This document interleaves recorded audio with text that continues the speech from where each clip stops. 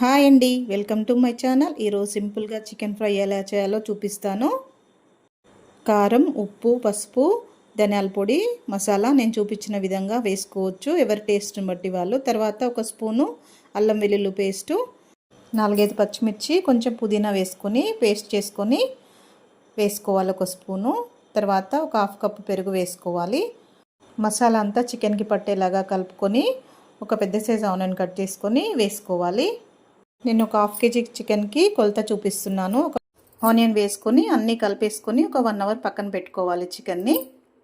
చారు, పప్పు చారు చేసుకున్నప్పుడు ఈ చికెన్ ఫ్రై చేసుకొని తింటే చాలా టేస్టీగా ఉంటుంది. ఎవరైనా గెస్ట్లు వచ్చినప్పుడు కానీ ఈ చికెన్ ఫ్రై చేసి పెట్టండి. గిన్నెలో ఆయిల్ పోసుకొని వేడయ్యాక నానబెట్టుకున్న చికెన్ వేసుకోవాలి.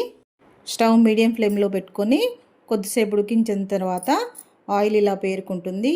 ఈ వాటర్ వచ్చింది కదా, ఈ వాటర్ అంతా పోయే వరకు ఫ్రై చేసుకుంటే చికెన్ ఫ్రై రెడీ అయిపోతుంది.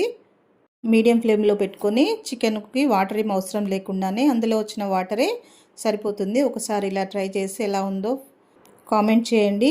అందరికీ థ్యాంక్ యూ అండి.